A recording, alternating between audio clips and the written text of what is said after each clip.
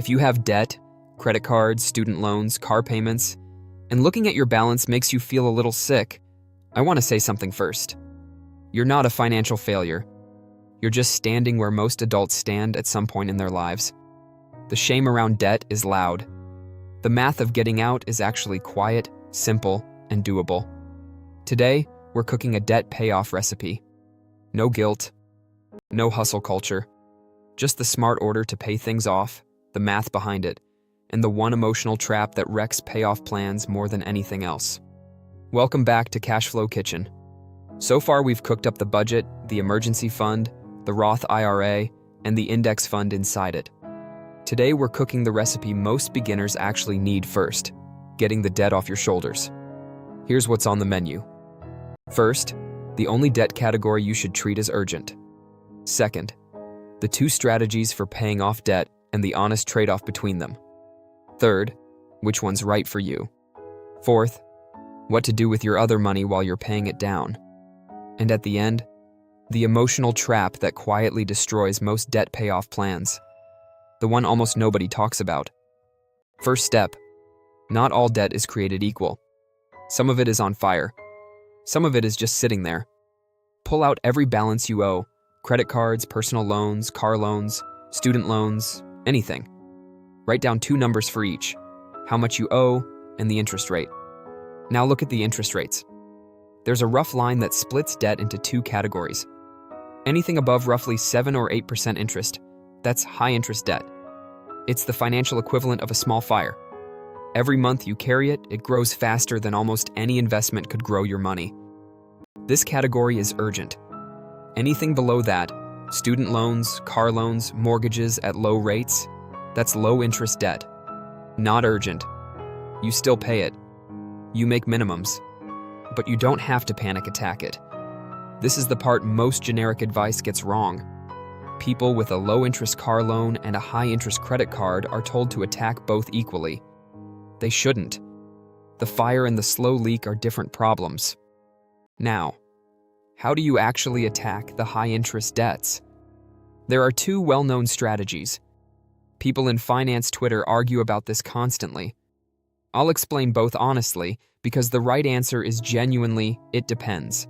Strategy 1, the Avalanche. You pay minimums on everything, and you throw every extra dollar at the debt with the highest interest rate. When that's gone, you move to the next highest, then the next. This is mathematically optimal. You pay the least total interest. You get out fastest. On paper, it wins every time.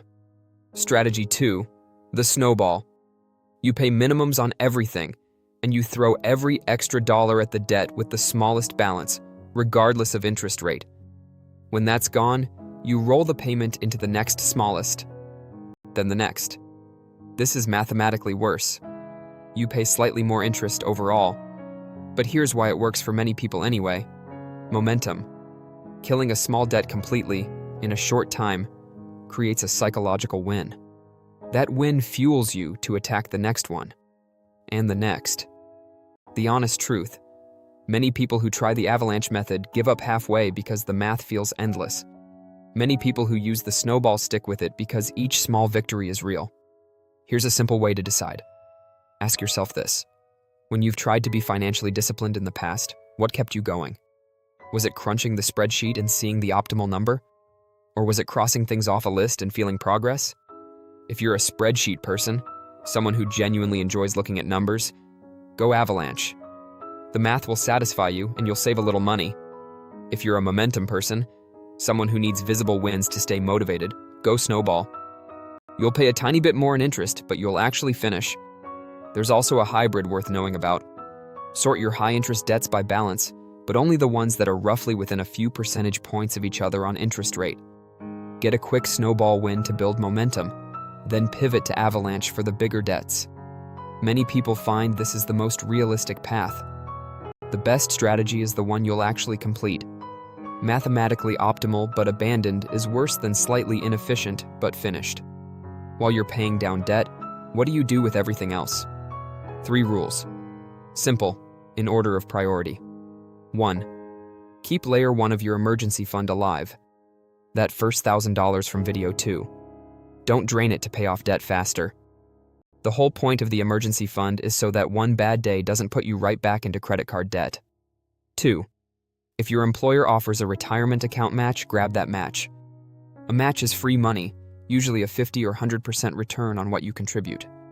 Even with high-interest debt, leaving free money on the table is almost always a mistake. Contribute just enough to get the full match. No more. 3. Pause everything else. The Roth IRA contributions from video 3? Pause them until your high-interest debt is gone. Index fund investing? Pause it. Math is simple. Most index funds historically return around 10% a year. A credit card costs you 20 or more. Paying off the credit card is the highest guaranteed return investment available to you. Once the high-interest debt is gone, restart everything. Roth IRA. Index funds. The whole wealth-building recipe. You won't even feel the payment switching over. Now, the trap I promised. The thing that wrecks debt payoff plans more than any spreadsheet error. It's not about money. It's about identity. Most debt payoff plans fail because the person paying off the debt never decides they're someone who doesn't carry debt. They pay one card down to zero, and a few months later, the balance is back. Because nothing changed inside. The credit card wasn't really the problem. The relationship with the credit card was. So the recipe has a hidden ingredient. When you pay off a credit card, decide what role that card plays going forward. Most people benefit from cutting it up, freezing it in a block of ice, or removing it from autopay and saved logins. Make it require effort to use. This isn't about willpower. It's about removing the easy path back to where you were. The day the high-interest debt is gone isn't a finish line. It's a checkpoint.